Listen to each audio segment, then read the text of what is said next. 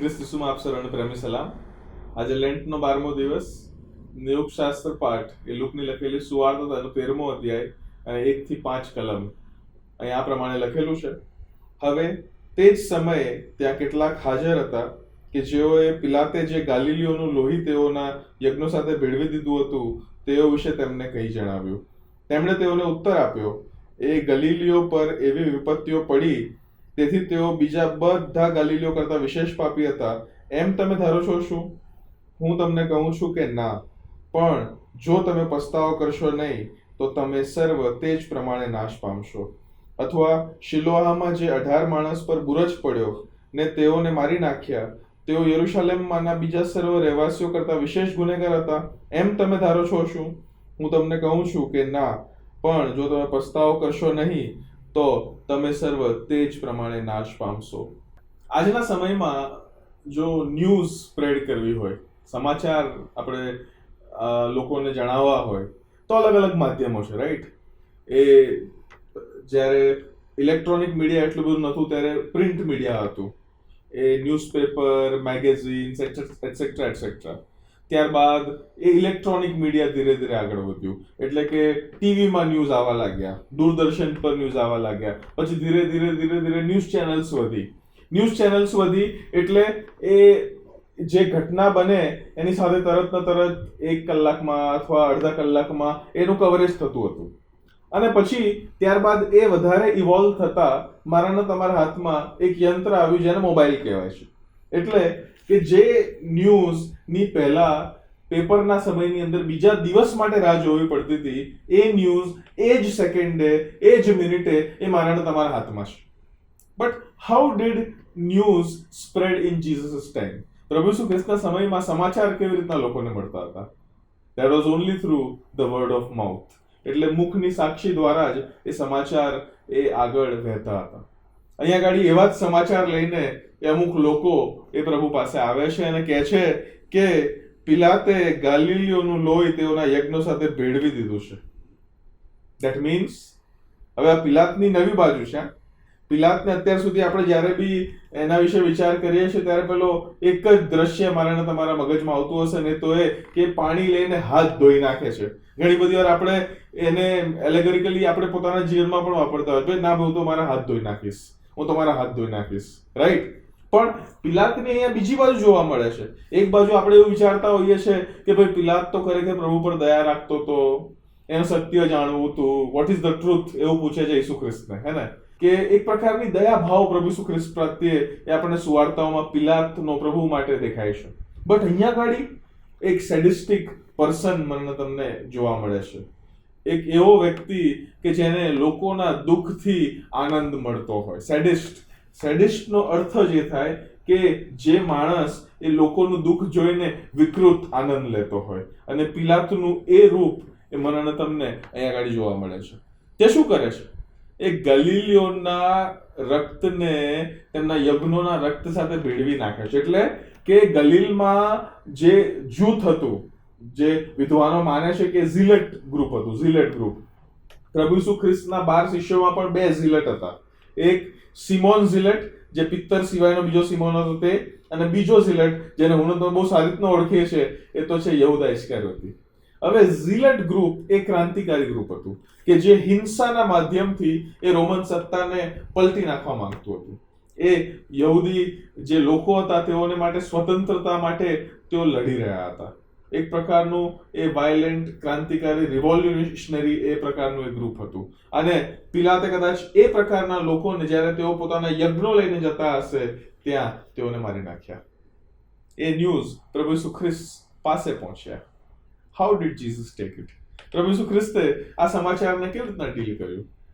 મારાના તમારા કાનમાં પણ જ્યારે અમુક લોકો સાથે ખરાબ વર્તન થઈ રહ્યું હોય, ખરાબ થઈ રહ્યું હોય, ખરાબ ઘટનાઓ બની રહી હોય, how do we take those news? How do we take those news?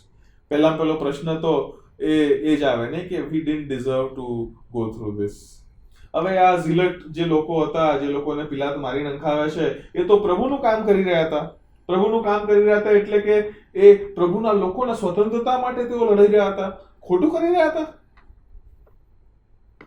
But અહીંયા ગાડી એ પ્રશ્નને પ્રભુ ઈસુ ખ્રિસ્ત અથવા એ ઘટનાને પ્રભુ ઈસુ ખ્રિસ્ત મારે ને તમારે સારું એ બે અલગ અલગ લેવલથી એ શિક્ષણ લઈને આવે છે.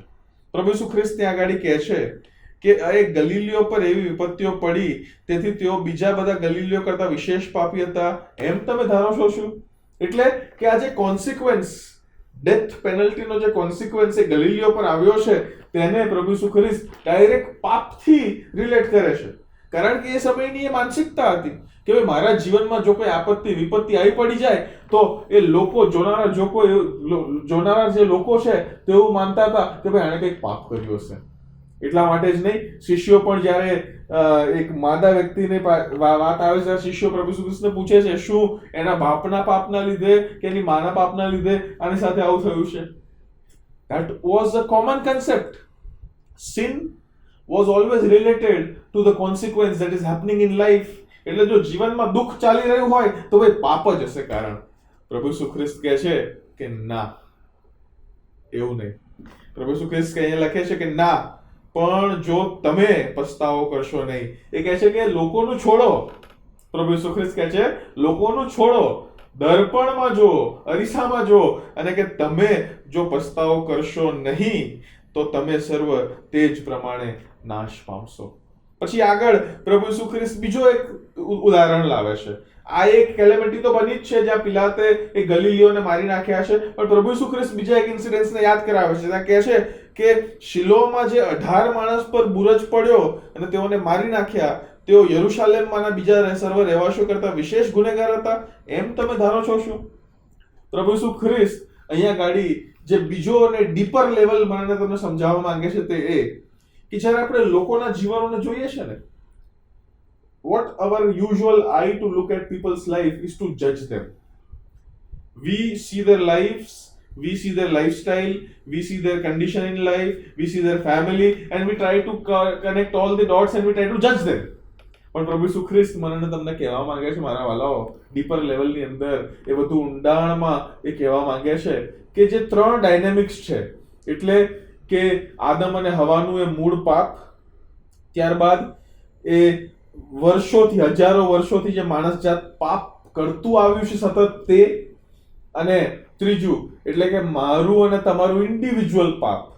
આ ત્રણેયને તેમની એ અલગતામાં અથવા સેપરેટનેસમાં એ કેવળ પ્રભુ જ જોઈ શકે. હું અને તમે તે કદી જોઈ પણ નહીં શકીએ અને એની વચ્ચે આપણે કદી તફાવત પણ નહીં લાવી શકીએ.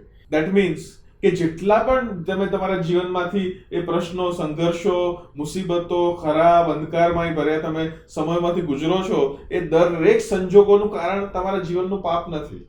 That does not mean કે પાપના પરિણામ નથી. પાપના પરિણામ છે, પણ દરેક પરિણામનું કારણ પાપ નથી. That is what Jesus Christ is trying to teach you and me here. જે કહેવાનું તે એ કે લોકો તરફ જોયા કરતા let us look at ourselves. પોતાની જાત તરફ. કેમ કે પ્રભુ ઈસુ ખ્રિસ્ત અહીંયા 2 વાર એકનું એક વાક્ય કહે છે કે પણ જો તમે પસ્તાવો કરશો નહીં તો તમે સર્વ તેમ જ નાશ પામશો. બીજી વાર પણ પ્રભુ ઈસુ ખ્રિસ્ત તે જ કહે છે કે પણ જો તમે પસ્તાવો કરશો નહીં તો તમે તેમ જ નાશ પામશો. લોકો તરફ જોવાનું મૂકી દઈએ, લોકો તરફ જજ કરવાનું મૂકી દઈએ, લોકોનો ન્યાય કરવાનું મૂકી દઈએ મારા વાલાઓ, અને પોતાની જાત તરફ જોઈએ. કારણ કે આપણે હવે વધસ્તંભ ભણીની યાત્રામાં છે. વધસ્તંભ ભણીની યાત્રાની અંદર મેં અને તમે ઘણો બધો એ મુસાફરી હવે કાપી લીધી છે. પ્રભુ ઈસુ ખ્રિસ્તની સાથે ચાલી રહ્યા છે, ત્યારે આજુબાજુમાં ચાલનારા લોકોની સામે જોઈને એમનો ન્યાય કરવાનું મૂકી દઈએ, પોતાની જાત તરફ જોઈએ અને પોતે જે વધસ્તંભ ઉચકવાનો છે તેને જોઈએ મારા વાલાઓ. What we need is self denial. મારે ને તમારે એ ખરેખર સ્વનકારને જીવનમાં પહેરવાની જરૂર છે. સ્વનકાર જ્યારે પહેરીશું ત્યારે એની સાથે સાથે હું અને તમે ખ્રિસ્ત જેવા વધુ ને વધુ બનતા જઈશું.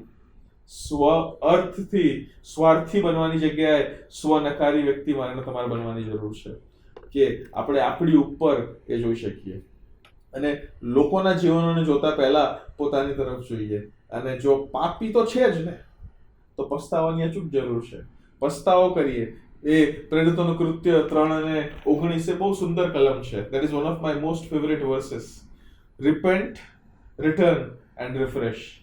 So that you repent, return from your old ways and you be refreshed, my dear friends. મારા વાલાઓ, પસ્તાવો એ આજની માટે મારે ને તમારા માટે શીખ છે, એ બોધપાઠ છે. જો પાપ કરીએ છે તો એ પસ્તાવો અચૂક જરૂરી છે. હું ને તમે જો પ્રભુ ઈસુ ખ્રિસ્તને આપણા જીવનમાં અંગત તારણા તરીકે સ્વીકારેલા છે, that does not mean કે આપણે સિનલેસ એટલે પાપ રહિત બની જઈએ છીએ. ના, જ્યારે સ્વીકારીએ છે, આ એક ડોક્ટ્રિનલ ઇશ્યુ છે, અન્ડરસ્ટેન્ડ મી વેરી કેરફુલી. જ્યારે પ્રભુ ઈસુ ખ્રિસ્તને આપણે આપણા જીવનમાં સ્વીકારીએ છે, that time we are justified for once. એટલે કે મને ને તમને પ્રભુ એકવાર ન્યાય ઠરાવે છે. મેં તમને અગાઉ પણ એક શબ્દ મેં ઉપયોગ કર્યો, that is the doctrine of imputation.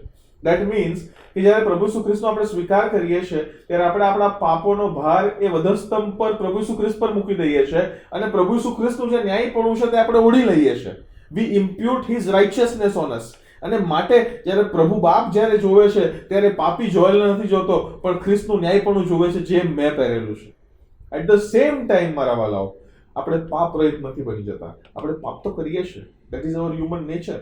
એ મૂળ પાપને કારણે એ કન્ટિન્યુ છે. So how do we get rid of that? We get rid of that through the process of repentance. એ પાપ કબૂલાત, એ પસ્તાવા કરવા દ્વારા હું ને તમે એનાથી મુક્ત થઈ શકીએ છીએ. That is a continuous process till Christ comes again. Because when Christ will come again, જ્યારે પ્રભુ ઈસુ ખ્રિસ્ત ફરી આવશે, ત્યારે હું ને તમે એ સિદ્ધતામાં, એ પરફેક્શનમાં ઘૂસીશું અને ત્યાં there is sinlessness.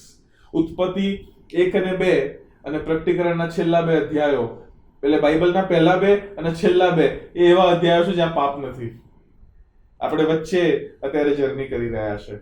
Let us look towards that perfection and try to be more and more like Jesus Christ. પ્રભુ આપ સર્વને આશીષ આપો. આમેન.